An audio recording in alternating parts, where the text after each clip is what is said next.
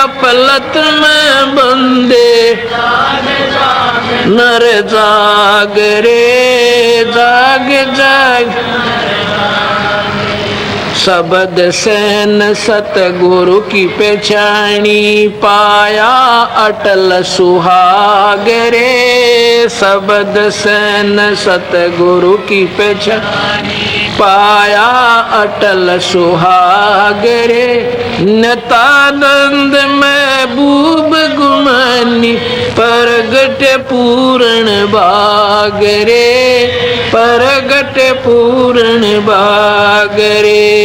और बात तेरे काम ना, संतों शरण लाग रे। के सोए गफलत में बंदे, जाग जाग नर जाग। सत साहेब कर जोरों विनती करूं, धरूं चरण पे शीस। गुरु राम देवानंद जी महाराज ने दियो नाम बख्शीस। कोटि कोटि सजदा करूं, कोटि कोटि प्रणाम। चरण कमल में राखियो मैं बंदी जाऊं।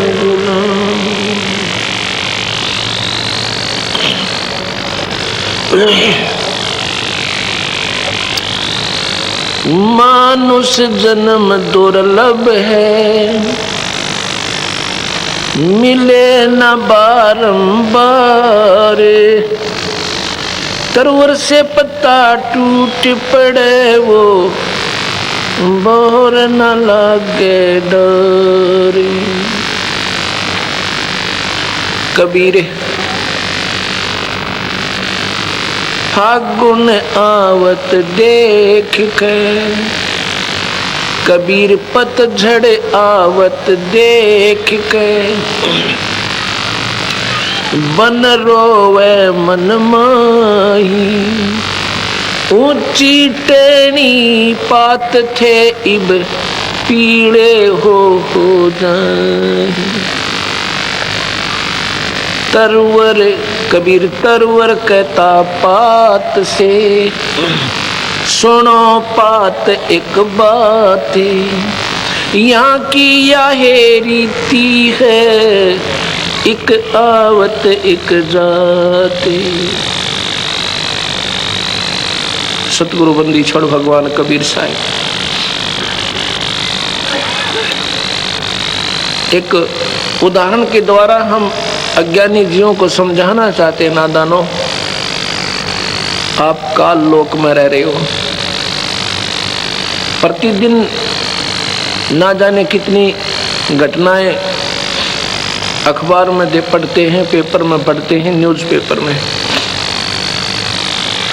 और कोई ना कोई रिश्तेदारी में, अड़ोस पड़ोस में कहीं ना कहीं ऐसी घटनाएं हम तकरीबन सुन लेते हैं। और फिर भी हमें डर नहीं बनता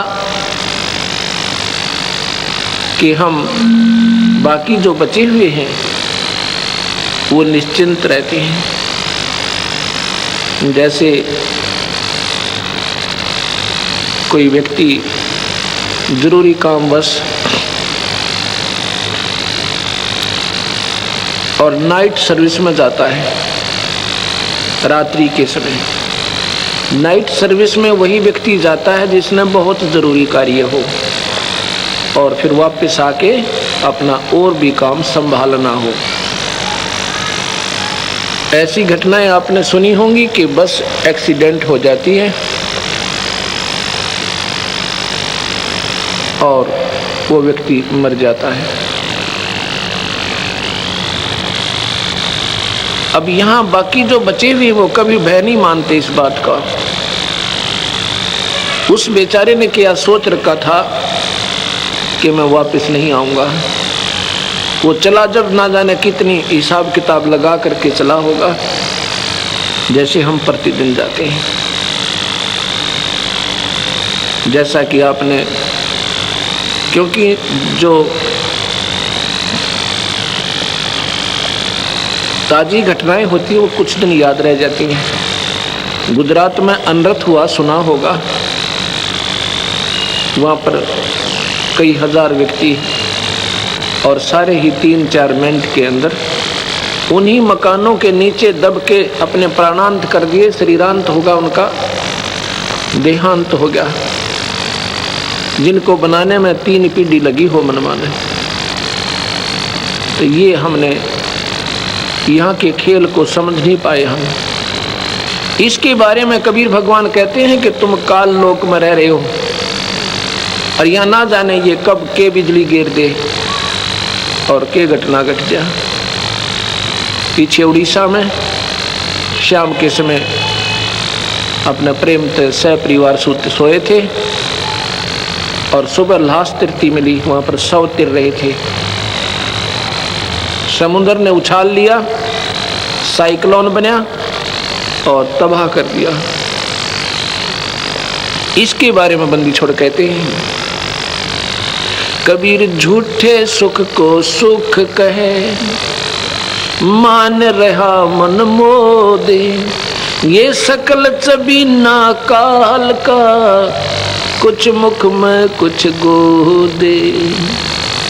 ये सब काल आहार है, कुछ तो मुख में कुछ तो खा रहा है और बाकियों को खिला रहा है गोदी में। ये तेरा बेटा या तेरी बेटी, ये तेरी संतान, ये तेरी कोठी, ये कार, ये फैक्ट्री। और 1 सेकंड के बाद क्या देखता है? शमशान घाट के ऊपर। यहाँ सतगुरु महाराज कहते हैं, झूठे सुख को सुख कहे, ये मान रहा मन मोद, ये सकल चबीना काल का। होए होए होए। और कुछ मुख में कुछ गोद।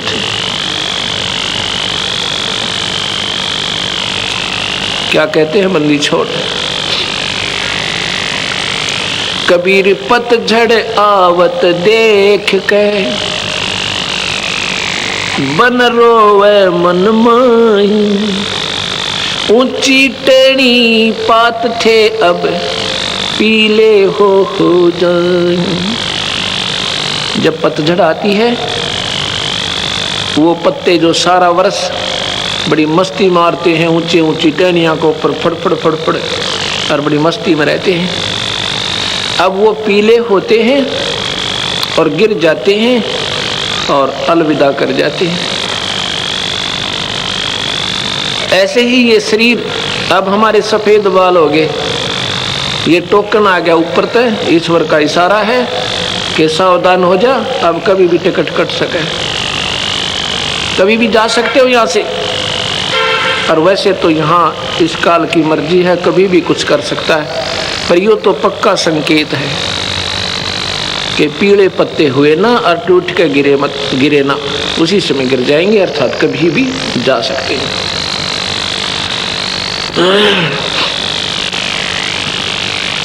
फिर कहते हैं, तरवर कहता पात से, वृक्ष कहता है उस पत्ते पे कि चिंता ना करे भाई,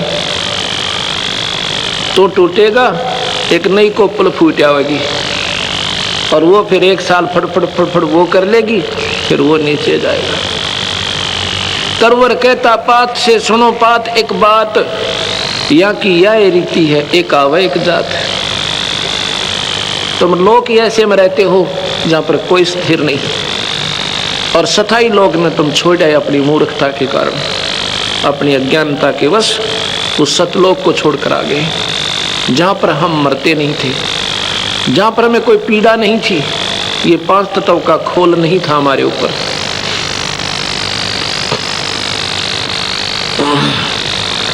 फिर क्या कहते हैं बंदी छोड़, बेटा जाया खुशी हुई, पुत्र हुआ बड़ा आनंद मनाया, खूब बजाए थाल, आवन जावन लग रहा, जो कीड़ी का नाल।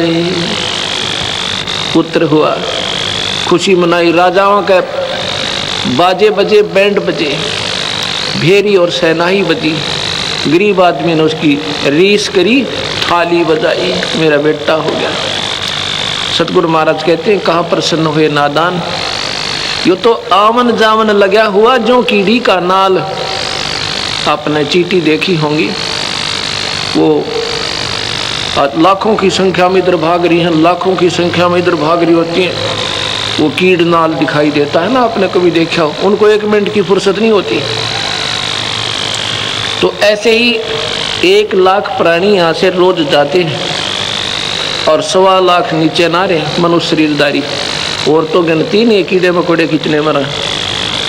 ये मनुष्य 1 लाख ज़्यादा भी हो जाए कोई, बाकी सतगुरु ने ऐसा ही लिखा है। तो यहाँ कहते आवन जावन लाग राज्यों कीड़ी का नाल।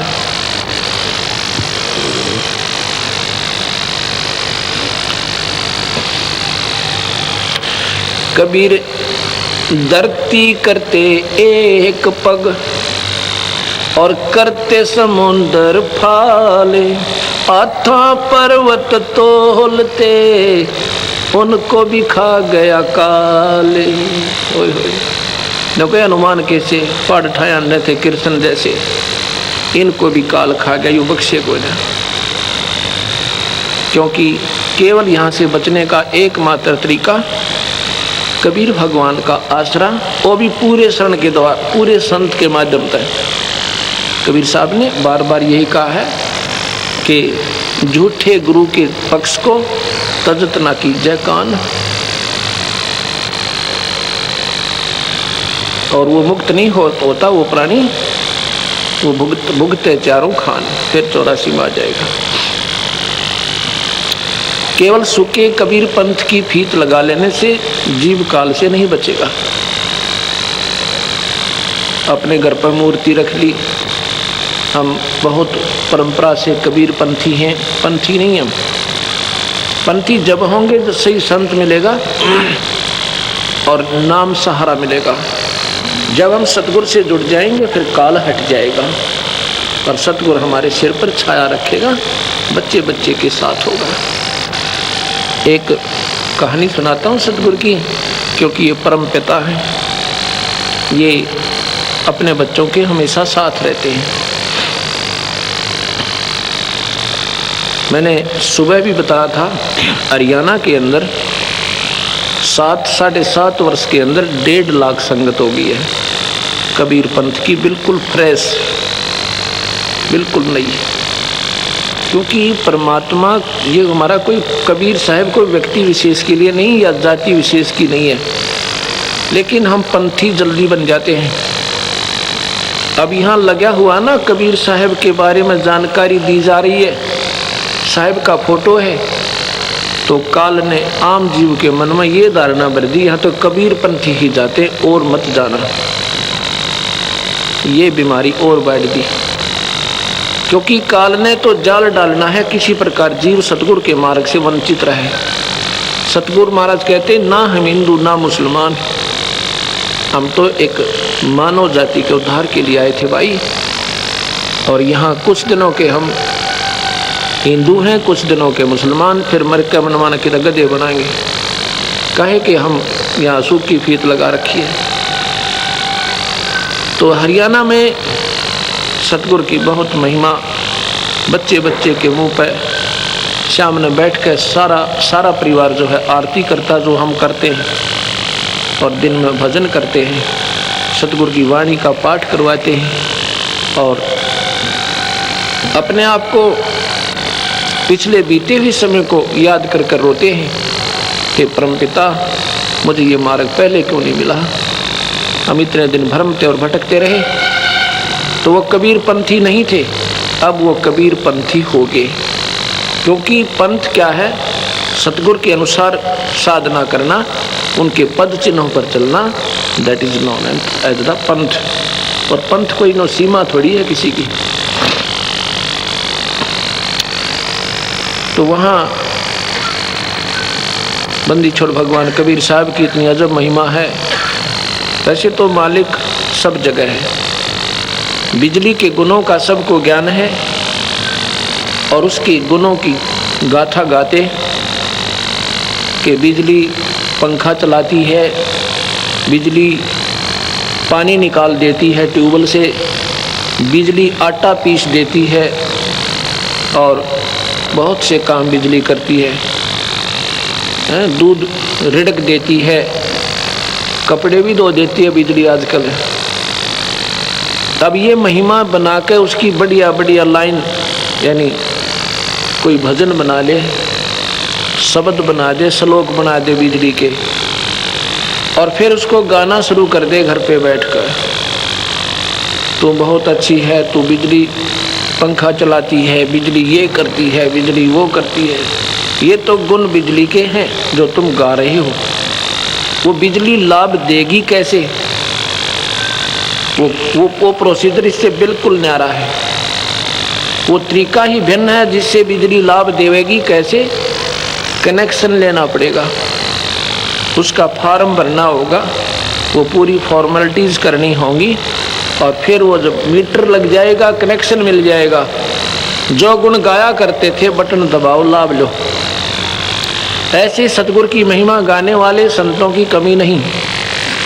मैंने सुबह भी बताया था, कबीर पंथ में शिष्य कम है, गुरु गणे। और वो शब्द गाते हैं, सतगुरु की महिमा सुनाते हैं, कहते हैं फलाना संत सतगुरु की बहुत बढ़िया बानी जानता है। अरे सतगुरु की बानी तो ये लिख रखी कबीर साखी, ये बढ़िया और घटिया क्या होती है? वो तो एक टेप रिकॉर्डर है जो उसने घोटका के सुना लग रहा, वो तो एज ए टेप रिकॉर्डर का काम कर रहा है। और इसमें लिखी हुई सारी ये घटिया नहीं होती सतगुरु की बानी, और उसके मुंह से कोई बढ़िया नहीं बन जाती है। हाँ, हम अलगोजा, हम कान के विषयी हैं, हम सबर पसंद करते हैं। सतगुरु ने कहा है कि कबीर हरि के नाम बिना ये नार कूतिया हो, गली गली भौंकत फिरे टूक ना डाले को। अब इसने सुनकर कलेजा धड़कना चाहिए कि हम कुतिया बनेगी, और कुतिया बनकर के सलूक होगा अपने साथ। ये डर तो लगा नहीं? कहते नहीं, इस महाराज का बढ़िया गला नहीं था, वो फलाना बहुत बढ़िया सुनाओ था। अरे कोई बात हुई या? तुम तो नशे में हो, फिर आपके हृदय में आप नशा नहीं उतरा आपका। जैसे मैंने दिन में कहा था, कोई मुझे आकर कहे कि आपके चोरी हो गई, और मैं कहूँ कि उसने बढ़िया नहीं बताना आया, आप बताओ। फिर वो गा के बताए आपका चोरी हो गई, तो अच्छा लगेगा। कलेजा धड़कना चाहिए था कलेजे में, और चल पड़ना चाहिए था उसी समय उठकर। अगर शराब ना पी रखी होगी, नशे आदमी कह सकता है इसने अच्छा नहीं सुना, आप सुनाओ। ऐसे ही ये इतने दुख की बातें, और फिर कहते नहीं वो अच्छी सुनाता था। तेरा गजब हो, तेरे हृदय में जगह नहीं बनी ईश्वर की, इसलिए फलाना अच्छा दकड़ा अच्छा। अच्छा तो ये है, उसी समय दर्द हो, उसी समय हृदय के अंदर कसक उत्पन्न हो, और त्याग दे बुराई, लग जा सतगुरु चरणों में, अपना कल्याण करवा ले, तो बात हुई। तो ऐसे ही हम गाने और बजाने पर नहीं उलझना चाहिए। तो जो प्रसंग चल रहा था वहीं फिर आते हैं कि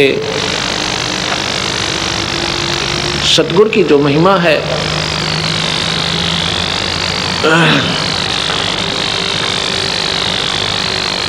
अब कनेक्शन ले ले और अपना फिर काम करे, उसका आप आप लाभ देगा दाता। तो देखो, विचार करना होगा। सतगुरु महाराज सन 1398 में, सन 1398 जून में, यानी जेठ मास, ज्येष्ठ उतरते की पूनम के दिन सुबह ब्रह्म मुहूर्त में 1455 विक्रमी संवत में सतगुरु आए थे। ये तो हम उनके कलयुग की एक प्रत्यक्ष, उन्होंने एक जीवन यहाँ एज ए मैन, एक व्यक्ति की तरह जीवित रह कर दिखाया था।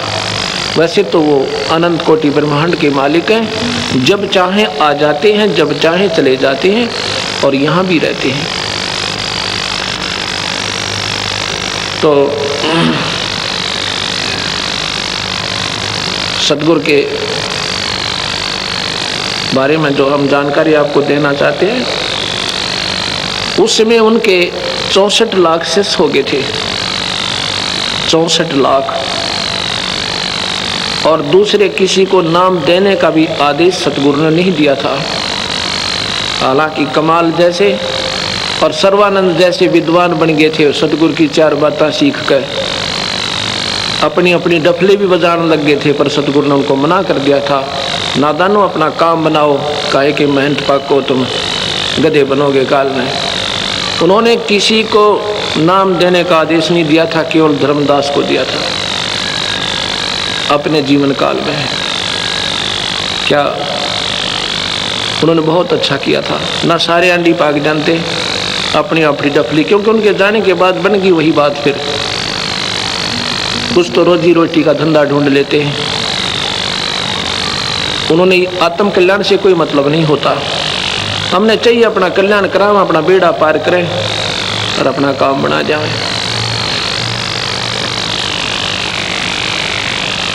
क्योंकि भले ही हमें जानकारी भी हो जाए सतगुरु के बारे में और हमें ये भी ज्ञान हो जाए ये पूर्ण परमात्मा है, और हम बताने भी लग जाएं दुनिया को, पर हम उसका लाभ नहीं दे सकते। हम केवल प्रचार कर सकते हैं, लेकिन केवल प्रचार से भी सतगुरु की बात बने कोई ना।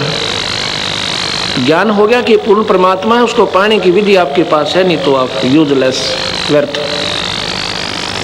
ये तो संत जिनके पास शब्द शक्ति होती है और उनको आदेश होता नाम देने का, वो अगर आपको उपदेश देते हैं उनका उपदेश फलेगा, अन्यथा नहीं फलेगा। क्योंकि सतगुरु फिर शब्द शक्ति से अपने अंशों से जुड़ता है।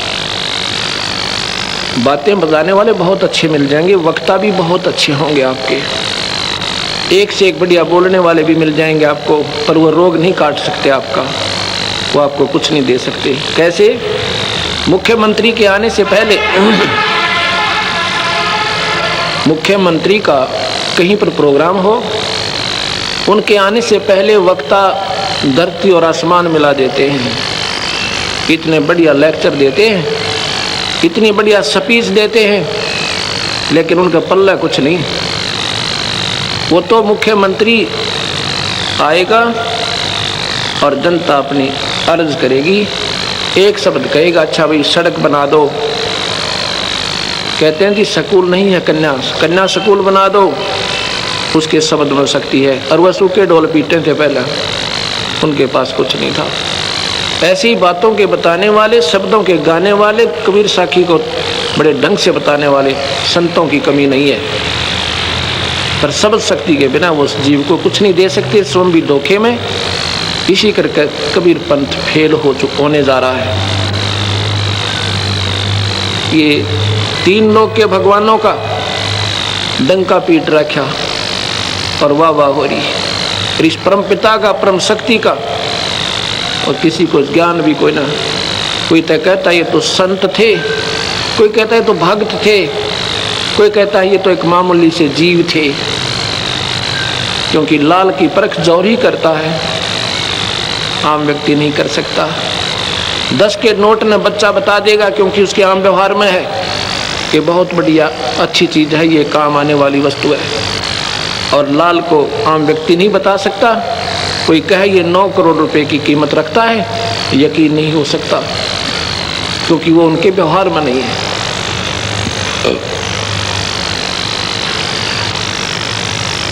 एक समय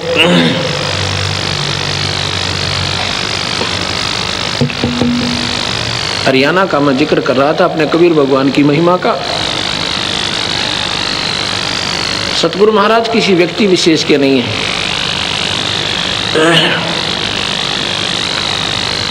जींद जिला है हरियाणा के अंदर, एक जींद जिला, उसमें एक श्यामा दीक्षित नाम के राजस्थान के रहने वाले एक बहन है, उनके पति का नाम नवरत्न दीक्षित है। वो राजस्थान के अजमेर साइड के ही रहने वाले, शायद पानी गंगानगर साइड के, और वो दिल्ली के अंदर उन्होंने अर्बन स्टेट में कोठी बना रखी है।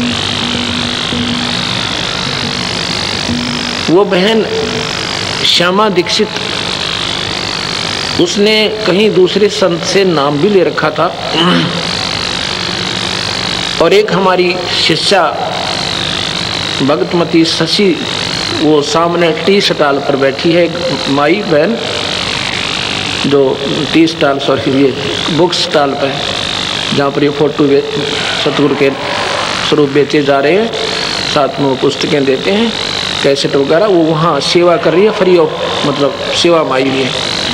और ये हेड मिस्ट्रेस है हाई स्कूल की। कोई ने सोचा वो बावड़ी सी बैठी होगी, हेड मिस्ट्रेस एट प्रेजेंट है, छुट्टी लेकर आ जाती है सेवा में।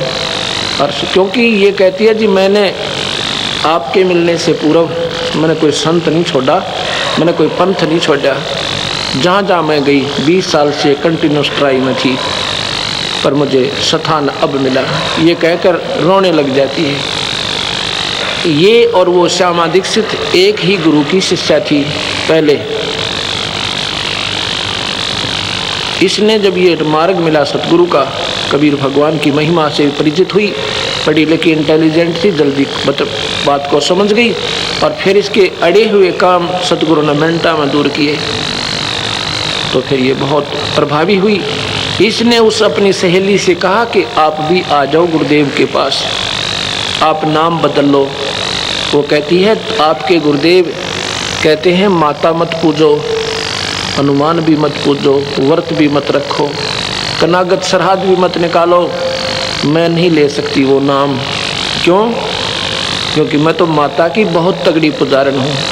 मैं तो बचपन से माता के ऊपर इतनी आसक्त हूँ कि नवरात्रे करती हूँ, आठा का व्रत रखती हूँ, मैं माता को नहीं छोड़ सकती। एक दो सत्संग भी सुना, पर वो कर्महीनता के कारण सतगुरु से जुड़ी नहीं। लगभग 2 वर्ष हो जाते हैं।